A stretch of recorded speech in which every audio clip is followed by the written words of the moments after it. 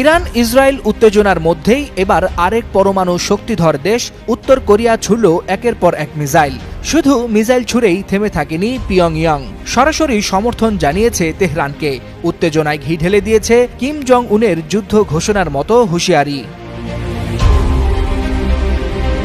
বৃহস্পতিবার সকালে উত্তর কোরিয়ার রাজধানী পিয়ংইয়ং এর সুনান থেকে একযোগে ছোড়া হয় 10টিরও বেশি মাল্টি লঞ্চার মিসাইল। গন্তব্য উত্তর পশ্চিম আকাশপথ। দক্ষিণ কোরিয়ার সামরিক বাহিনী জানায় এগুলো স্বল্প পাল্লার ব্যালিস্টিক মিসাইল, যা জাতিসংঘের রেজুলেশনের সরাসরি লঙ্ঘন। সামরিক বিশ্লেষকদের মতে এই মিসাইল ছোড়া নিছক কোনো সামরিক মহড়ার অংশ নয়, বরং আন্তর্জাতিক বার্তা। কারণ একদিকে যখন মধ্যপ্রাচ্য ইরান ইসরায়েল সংঘাতে উত্তাল, ঠিক তখন কিম জং উন জানিয়ে দিলেন ইরান একা নয়। প্রেসিডেন্ট কিম বলেন, আমরা আমাদের বন্ধুদের ত্যাগ করি না, ইরানকে আমরা পূর্ণ সমর্থন জানাই। কিমের এই বক্তব্য কেবল যৌক্তিক সংহতি নয়, বরং মার্কিন নেতৃত্বাধীন পশ্চিমা বলয়ের বিরুদ্ধে স্পষ্ট চ্যালেঞ্জ।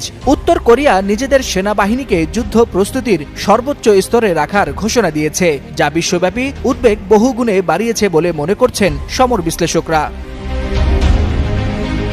ওয়ালিউল হাসানাত, যুগান্তর নিউজ।